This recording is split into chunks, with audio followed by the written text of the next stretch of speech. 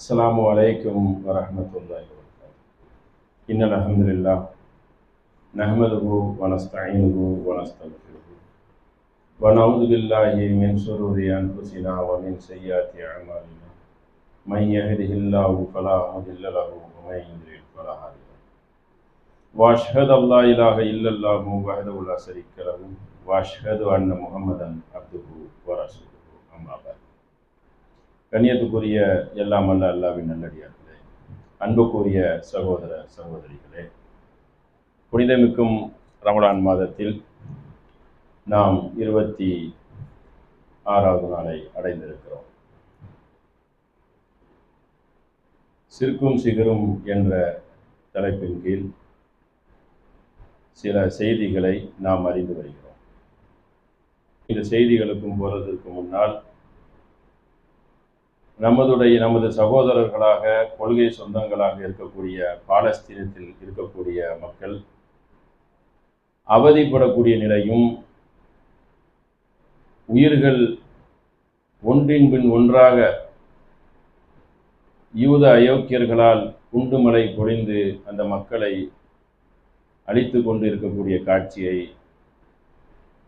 கல்போல் இருக்கும் இதயம் கூட கலங்கும் அளவுக்கு அங்கே இருக்கக்கூடிய நிலைமை நடந்து கொண்டிருக்கிறது.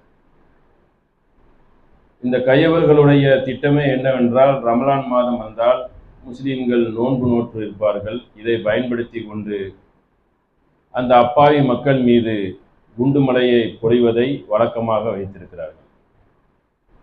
அதில் அந்த சிறுமிகள் உணவுக்காகவும் ஆடைக்காகவும் ஏங்கி கண்ணீர் வடிக்கக்கூடிய காட்சியை பல பேர்கள் இணையதளங்களில் கண்டிருப்பார்கள். அதுபோக பல பேர் அந்த போட்டிருக்கிற அந்த அவர்கள் போடக்கூடிய அந்த குண்டு மலையில் செதறி காலு கை பார்க்குவதற்கே மிகப்பெரிய சங்கடத்தையும் கண்ணீரையும் வர வைக்கிற அளவுக்கு இருக்கிறது. அப்போ நமக்கே அப்படி இருக்குது என்றால், அல்லாஹ் சுப்ஹானஹு வ தஆலா அங்கே ஒரு சோதனையை வைத்திருக்கிறான் என்றால், நிச்சயமாக அந்த மக்களுக்கு மாபெரும் வெற்றியையும் ஒரு மன நிம்மதியையும், அவர்களும் சக மனிதர்கள் போல் சந்தோஷமாக ஒவ்வொரு பெருநாள் திருநாளையும் வாழணும், சிறப்பாக இருக்கணும் என்று இந்த புனிதமிக்கும் ரமலான் மாதத்தில் அவர்களுக்காக நாம் கையேந்தி துவா கேட்கணும், அதிகமாக கேட்கணும். எப்படிப்பட்ட சோதனை! நமக்கு எவ்வளோ பல வசதிகள் தேவை இருக்குது. அவங்க என்ன கேட்குறாங்க? ஒருத்தர் கேட்குறான், ஒரு குழந்தைய நிறுத்தி இந்த சாயமுன்னு கேட்குறான். அந்த புள்ள சொல்லுது, ஆமா நான் சாயம் என்றால் நோம்பு. 10 வயசு புள்ள. அப்போ மார்க்கத்தில் எவ்வளோ பிடிப்பு பாருங்க. இந்த சோதனைக்கெல்லாம் மற்றவர்கள் நிற்பார்களா? இது ஒரு படிப்பினை தானே. அவர் மறுபடி கேட்குறாங்க, உனக்கு என்ன வேணும் அப்படின்னு கேட்குறான். என்ன வேணும் கேட்கல அந்த புள்ள சொல்லுது, எனக்கு தாவும், எனக்கு சாப்பிட உணவும் முலாபஸ் ஒரு ஆடையும் தந்தா போகுது. பக்கத்தில் ஒரு சிறுவன் இருக்கான். அது யாரும் கேட்குறான், இது என்னுடைய சகோதரங்கிறான். அவன் பார்த்தா அவன் 8 வயசு பையன். மனநிலைலாம் அவங்களுக்கு எப்படி ஆகி போயிடுச்சுன்னா, இந்த குண்டு சத்தங்களை கேட்டு கேட்டு சோதனையை பார்த்து பார்த்து அவங்களுக்கு எப்படி ஆயிட்டுன்னு என்று கேட்டால், மார்க்கத்தில் உறுதியாகிறாங்க, பின்வாங்கி ஓடலை. இந்த மாதிரி உள்ளதெல்லாம் பின்வாங்கி மற்ற மார்க்கத்தில் இருக்கக்கூடிய தலைதறிக்க ஓடிடுவார்கள். அப்போ அந்த அளவுக்கு என்ன இருக்கிறாங்க, வலுவான மார்க்கத்தில் உறுதியான நிலைப்பாட்டில் இருக்கிறோம். அப்போ இதில் இருந்து சுகபோகமாக நாம் இருக்கிறோம். ஆனால் அவங்க எப்படி இருக்கிறாங்க? அந்த கஷ்டத்தில் நம்ம என்ன செய்யணும்? பங்கெடுக்கணும் என்றால் நம்ம ஒன்று தான், கையேந்தி அந்த மக்களுக்கு என்ன செய்யணும்? பிரார்த்தனையை, துவாவை அதிகமாக கேட்கணும். அதை கவனத்தில் வைத்து கொள்ளுங்கள். அவர்கள் இப்படி தான், இந்த குள்ளநெறி கூட்டம் யூதர்கள் என்பவர்கள் சந்தர்ப்பம் பார்த்துக்கிட்டே இருப்பான். சரியாக பயன்படுத்தி என்ன செய்யணும்? அது எப்படி ரமலானுக்கு மட்டும் ஒப்பந்தம் போட்டு இப்போ தான் கரெக்டாக நடந்து கைதிகள் பரிமாற்றம்லாம் செய்திருக்கிறாங்க. மறுபடி ரமலானில் சரியாக போடுறான்னா எப்படி அந்த போடணும்? இப்போ அவங்க நோன்பு வச்சுட்டு என்ன செய்வாங்க? அசதியாக இருப்பாங்க. நோன்பு மாதத்தை அவங்க பின்பற்றுவாங்கங்கிற அந்த கையவர்களுக்கு தெளிவாக தெரிஞ்சு வச்சுட்டு என்ன செய்கிறான்? போட்டு தள்ளுறான்னா ஒரு வீரனோட போய் மோதலாம். அப்பாவி மக்களும் குழந்தைகள் மீதும் போடுறான். கொடூர நெஞ்சம் கொண்டவர். அப்போ பார்க்கக்கூடிய அரசாங்கத்தில் இருக்கக்கூடிய உலக அயோக்கியர்களுக்கு உண்மையிலே ஒரு நெஞ்சம் உருகுதா? கண்கள் வந்து கண்ணீர் கொட்டுதா என்னங்கிறது தெரியல. அதுக்கு தான் அவன் அதை லைவ் எடுத்து போடுறான். சின்ன குழந்தைங்களை பேசுறது விளம்பரப்படுத்துறதுக்காக போடுவான். அப்படியாவது உங்க கல் நெஞ்சம் உருகட்டும், உங்களுடைய மனசு உருகி அப்படியாவது இந்த அப்பாவி மக்களுக்கு ஒரு நல்ல நிலைமை வந்துடட்டும், சந்தோஷமா வாழட்டும். ஏன்டா பாதி பாதி எடுத்துக்கோ, வந்தேரி பேல உனக்கு எடுத்துக்கோ 60%, இங்கேயாவது 40% கொடுத்து சந்தோஷமா வாழ விடுறான்னு சொன்னா என்ன செய்யறான்? சந்தர்ப்பம் கிடைக்குதுன்னா உலக நாடெல்லாம் அதிக நாடு ஒன்று சேர்ந்து ஒரு அப்பாவி மக்கள் மேல காட்டுறான். வீரனோட போய் காட்டு. அந்த ஹமாஸ் அந்த இயக்கத்தில் இருக்காங்கள செயல் வீரர்கள், அவங்ககிட்ட போய் சண்டை போடு, நேருக்கு நேரு போடு. அப்பாவி மக்களை கொன்று குறிக்கிறான். அந்த அவங்களுக்கு என்ன இல்லை, தாய் இல்லை, தந்தை இல்லை, அனாதையா உட்காந்துருக்கான். நிலைமையை பாருங்க. அப்போ கண்டிப்பா என்ன செய்யணும்? அவங்களுக்காக நம்ம உதவிகள் என்ன செய்ய முடியும்? ஒன்றும் செய்ய முடியாது. நாட்டுக்குள்ள போய் அவங்களுக்கு ஏதாவது பாடுபடும் ஒன்றும் பண்ண முடியாது. சட்டம் அந்த மாதிரி கிடையாது. துவா மட்டும்தான் நம் கையில் இருக்கு ஆயுதமாக. அதையே ஒரு ஆயுதமாக கையேந்தி என்ன செய்யணும்? அந்த மக்களுக்காக அதிகமாக கேளுங்கள். அவர்கள் ஒரு சுதந்திர பறவையாக வாழும் வரை நம்ம அவங்களுக்காக அதிக பிரார்த்தனையை செய்யணும் என்று சொல்லி என்னுடைய உரையை ஆரம்பம் செய்கிறேன். நம்ம கடந்த தினங்களில் வந்து என்ன பார்த்தோம் என்றால், இந்த சூனியத்தையும் கண் திஷ்டியையும் பார்த்தோம். அதற்கு பிறகு இப்போ நம்ம இணை வைப்பை பார்க்க இருக்கிறோம். இந்த ரெண்டுமே இணை வைப்பில் கொண்டு போய் விட்டுரும் என்பதில் என்ன இல்லை, எல் முனையளவும் சந்தேகம் கிடையாது. அப்போ அந்த இணை வைப்பு என்பது மக்கள் மத்தியில் வந்து எப்படி புகுறது என்று கேட்டால், ரெண்டு அடிப்படையில் அது வந்து உள்ள நுழைஞ்சிருது. இணை வைப்பு முதல் எப்படின்னு கேட்டேன்னா, அனுதாப அடிப்படையில். இப்போ ஒரு பெரியவர் இருக்காரு, சிறியவனா இருந்து அவன் காலில் விழுந்துட்டான்னு வச்சுக்கிறீங்களேன், அதான் இணை வைப்பு. கொஞ்ச நாள்ல வணங்க ஆரம்பிச்சிருவான். செத்து போனதுக்கு அப்புறம் போட்டாவை போட்டுருவான். இதுல வந்து யாருமே விதிவிலக்கு கிடையாது. அதாவது அல்லாஹ் காப்பாற்றிய நம்மை தவிர, இந்த மூமின்களை தவிர எவ்வளவு முஸ்லீம்களே பல பேர் தற்கால போய் நிற்கிறாங்க. ஏன்?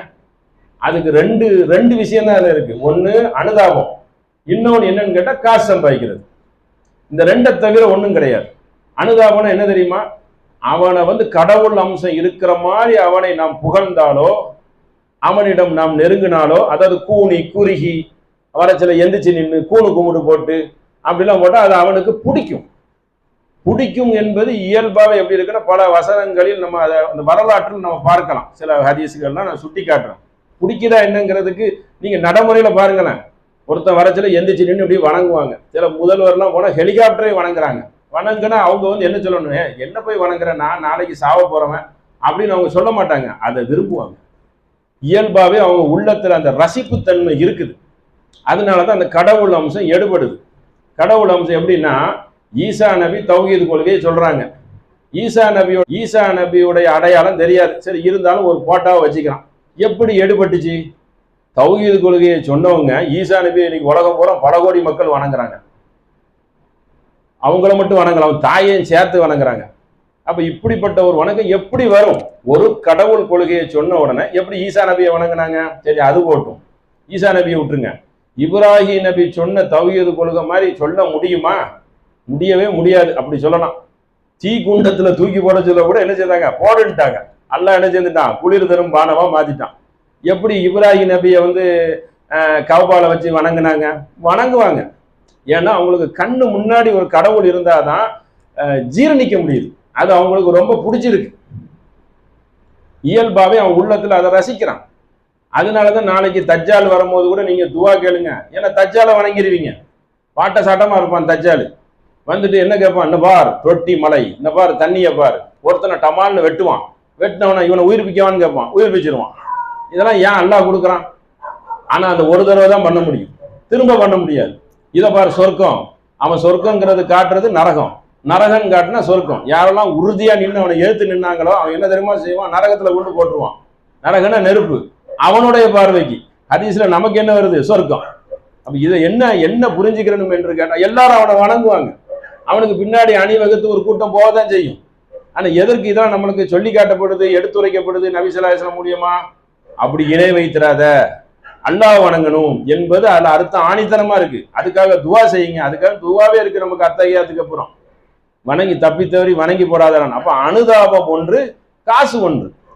அனுதாபம்னா என் முப்பாட்டன் வழி வழியா நான் முப்பாட்டனை தான் வணங்குவேன், உன்னால ஒன்றும் பண்ண முடியாது அப்படின்னு சொல்லி அவங்களே சொல்றாங்க. ஏன்டா வணங்குறீங்கன்னு கேட்டா அதுக்கு அவன் என்ன தெரியுமா சொல்றான்? காலு பல் வஜதுனா ஆபா ஆனா, என்னுடைய முன்னோர்களை நான் அதில் கண்டேன், நான் அப்படிதான் வணங்குவேன், அவங்களதான் வணங்குவேன் அப்படின்னு சொல்லிட்டு என்ன சொல்றான்? ஆணித்தனமா சொல்றான். உதாரணத்துக்கு ஒரு 1-2 சொல்லிட்டு நிறைய இறை வசனங்களை நம்ம பார்க்க போயிருவோம். உதாரணத்துக்கு புத்தர்னு ஒருத்தர் இருந்தார். அவர் சொன்ன கொள்கை என்னன்னு கேட்டா, கடவுள் இல்ல, என்னையும் கடவுளாக்காதீங்க, கடவுளே கிடையாதுன்னு சொன்னார். இன்னைக்கு அவரை கடவுளாக என்ன செய்றாங்க? பல நாட்டில் வணங்குறாங்க.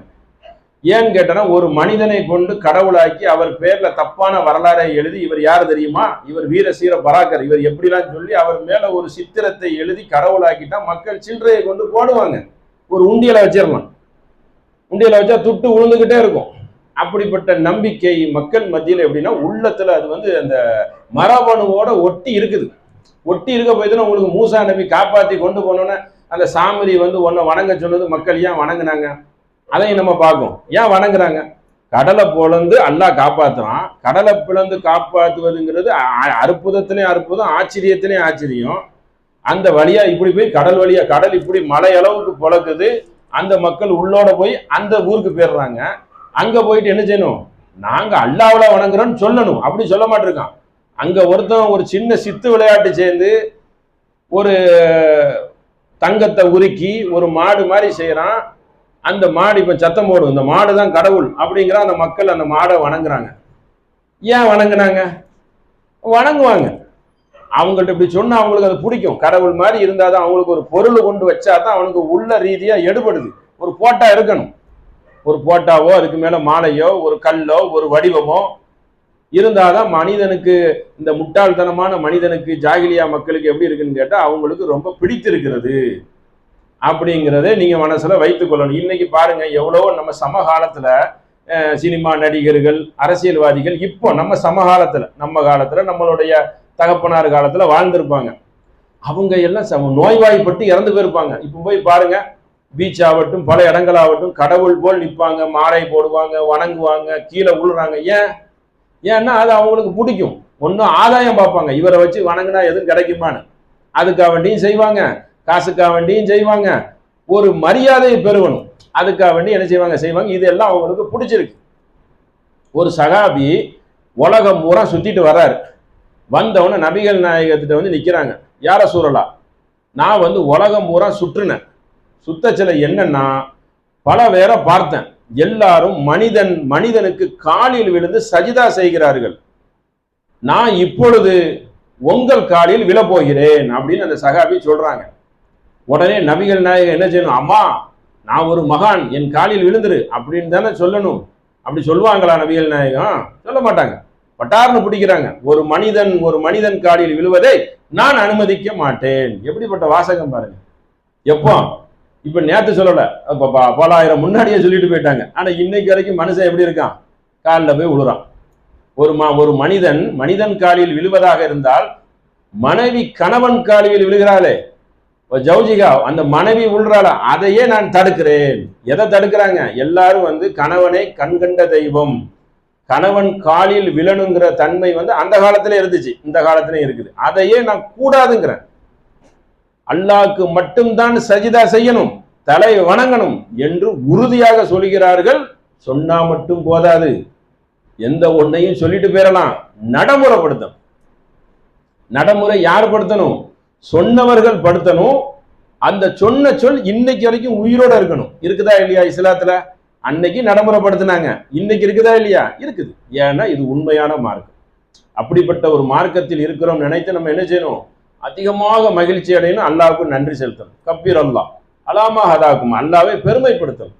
இல்லைன்னா நம்ம ஒருவேளை இல்லைன்னு சொல்லி ஒரு கற்பனையில நினைச்சு பாருங்க, நம்மளுடைய தலை எங்க இருந்திருக்கும்? நஜீஸ்ல இருந்திருக்கும். எப்படி இருந்திருப்போம்? இன்னைக்கு கம்பேர் பண்ணி பாருங்க, இன்னைக்கு அதை நம்ம வெறுக்கிற மக்களா இருக்கும். ஏன்னா தவறு. அப்ப ஏன் காலங்காலமா மனிதர்கள் செய்கிறார்கள் என்றால், அது அவன் அதோட ஊறிட்டான். அதுதான் அவனுக்கு என்ன ஆகுதுன்னா, அதை அவனுக்கு சரின்னு படுற மாதிரி ஆயிட்டான். அல்லாஹ் என்ன செய்வான்? யாரு வந்து நேர் வழி பெற்று வரலையோ அவங்களுக்கு என்ன செய்யாது? நேர் வழியை அல்லாஹ் கொடுக்க மாட்டான்.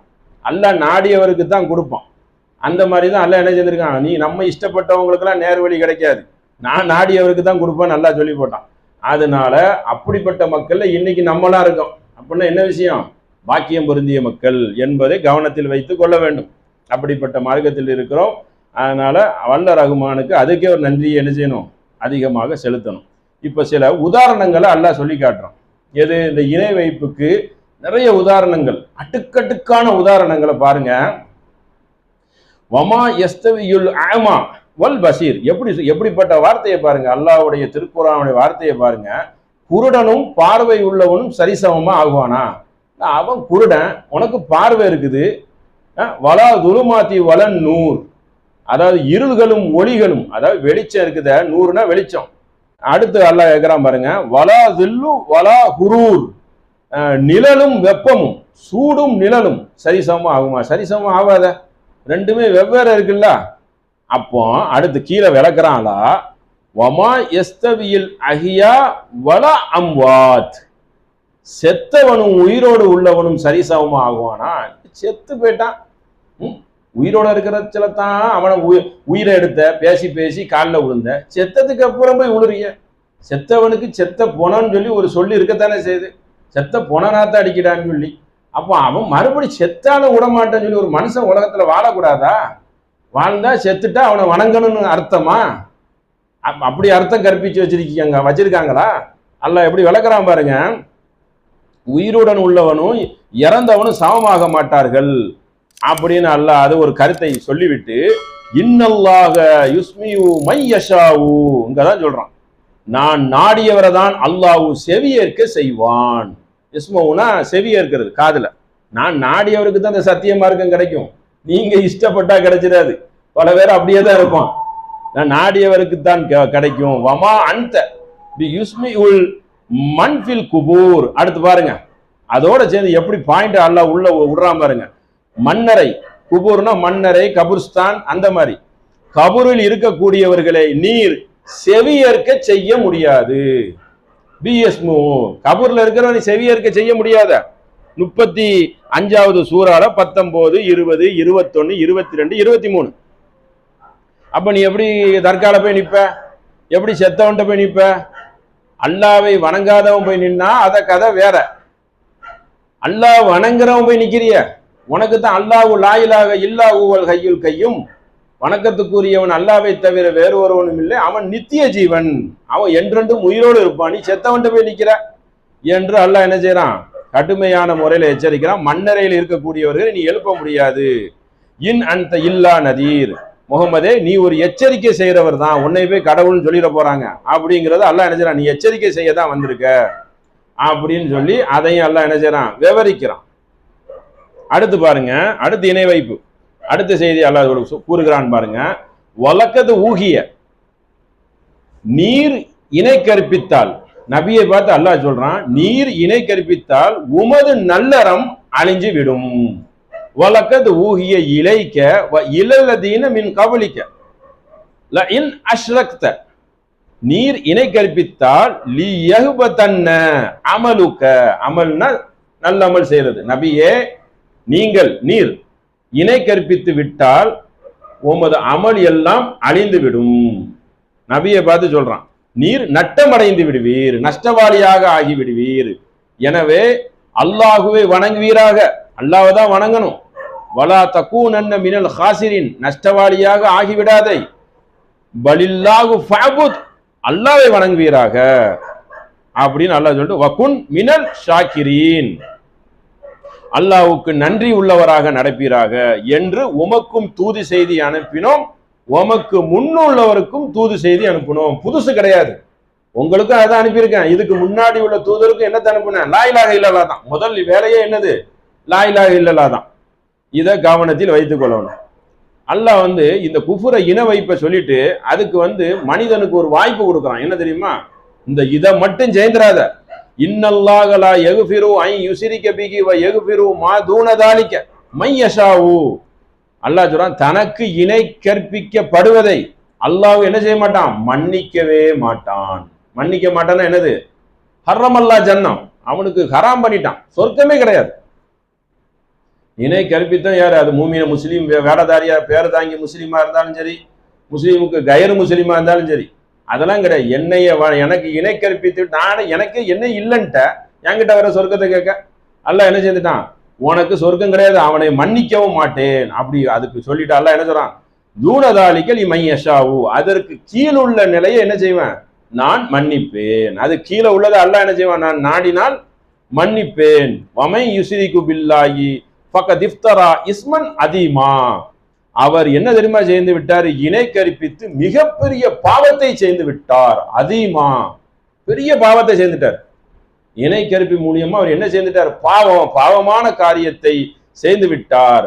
அலம் தர இலல்லதீன யுஸக்கு அன்ஃபுஸஹும் வலில்லாஹி யுஸக்கி, தம்மை தாமே பரிசுத்தம் என்று சொல்லி கொண்டிருக்கிறீரா, தம்மை தாமே பரிசுத்தங்கிறீரா, நான் தான் உன்னை பரிசுத்தப்படுத்த முடியும் என்று அல்லாஹ் இணை வைப்பு என்ன செய்யறான், கடுமையாக முறையில கண்டிக்கிறான். அதே வசனத்தை மறுபடி சொல்றான், இன்னல்லாஹ லா யக்ஃபிரு அன் யுஸ்ரிகு பிஹி வ யக்ஃபிரு மா தூன தாலிக், அதுக்கு கீழுள்ள நிலையை நான் மன்னிப்பேன், இணை வைப்பை மட்டும் என்ன செய்ய மாட்டேன், மன்னிக்கவே மாட்டேன் என்று அல்லாஹ் கண்டிக்கிறான். அதுக்கப்புறம் அதுக்கு இன்னொரு உதாரணம் சொல்லி காட்டுறான் இந்த இணை வைப்பை. இன் எதுவூன மின்தூனிகி இல்லா இல்லா இனாசன் வ இன் எதுவூன இல்லா ஷைத்தானன் மரிதா, அதாவது அவனை விட்டு நீங்கள் தெய்வங்களை அழைக்கிறீர்கள், அதாவது மற்ற தெய்வங்களை அழைக்கிறீர்கள், அவர் உண்மையிலே மூர்க்கத்தனம் கொண்ட சைத்தானை தான் அழைக்கிறார். மூர்க்கத்தனம் கொண்டன்னா அசிங்கமான கொடூரமானவனை தான் நீங்கள் அழைக்கிறீர்கள். அப்போ யா அப்துல் காதர் ஜேலானியே, சாகுல் பாபா, கல்வத்து நாயகம், ஆத்தங்கர அம்மா, பீமா தர்கா அப்படின்னு சொல்லி யாராவது அழைத்தால் என்ன ஆகும், அழிந்து விட்டது நன்மை.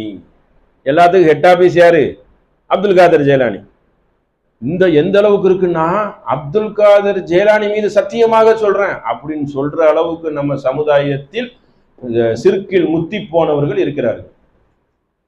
வீட்டுல போட்டாலாம் வச்சிருப்பாங்க மாலை போட்டு. அப்போ அவங்களாம் எப்படி, அவங்களுடைய நல்லறங்கள்லாம் அழிஞ்சிட்ட. நாளைக்கு அல்ல நீ அவர்கிட்ட போய் கேளுங்குவான்.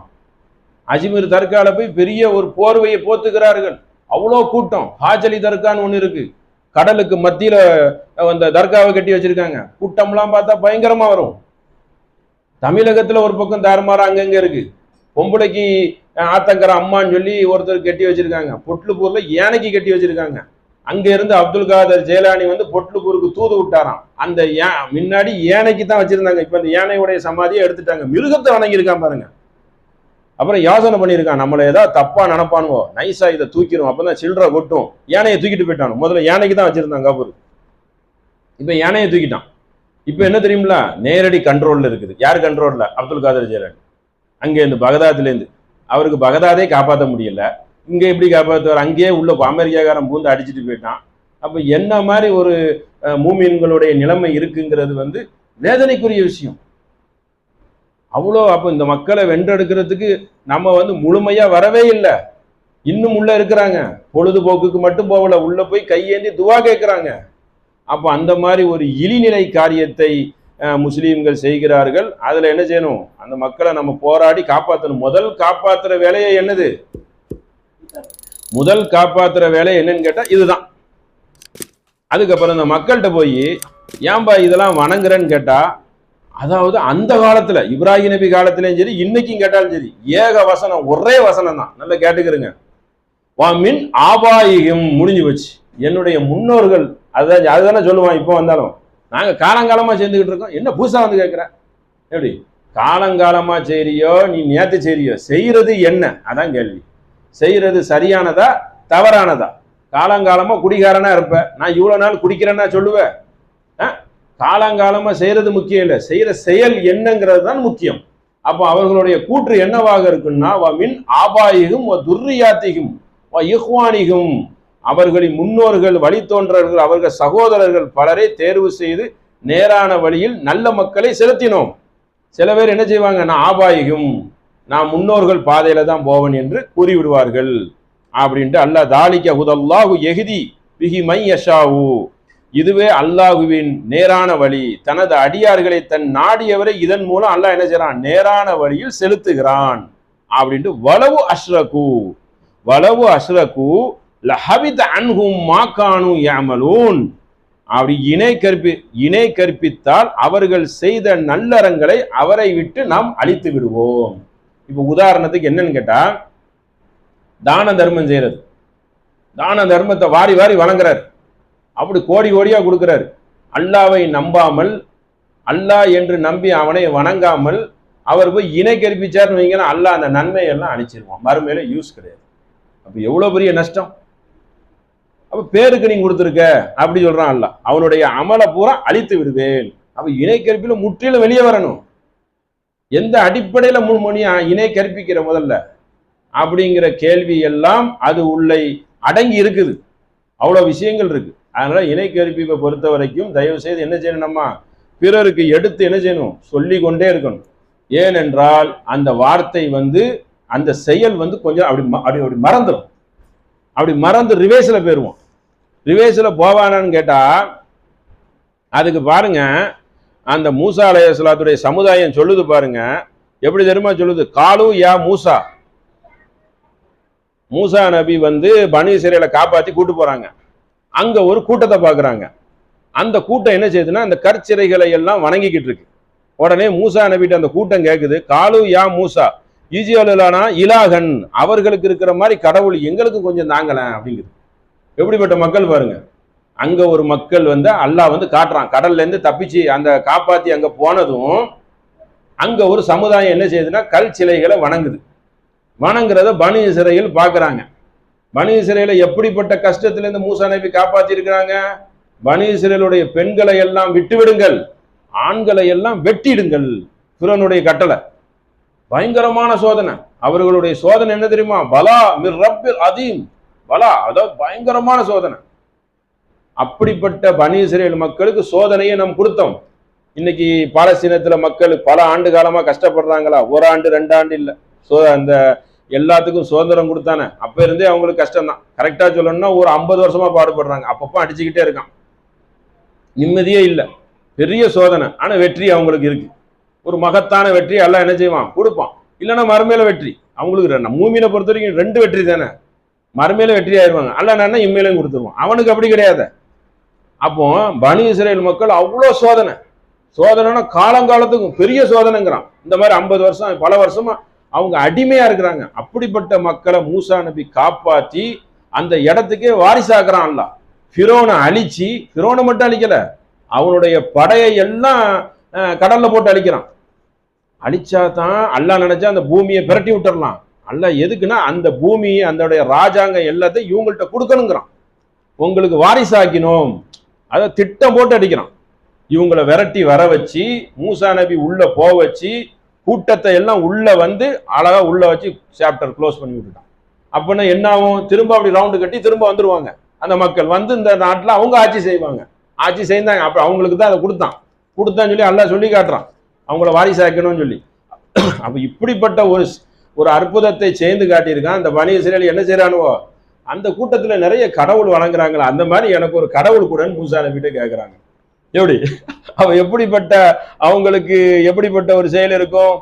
கமாலகும் ஆலிகத்துன் கால இன்னக்கும் கௌம் தஜி அலுன், அதாவது கௌமுன் தஜி அலுன், நீங்க எப்படிப்பட்ட சமுதாயமா இருக்கிறீர்கள் என்றால் மடையர்களாகவும் முட்டாள்களாகவும் இருக்கிறீர்கள். இப்பதான் அல்லாஹ் அவங்களை காப்பாத்தி கூட்டு வந்திருக்கான்.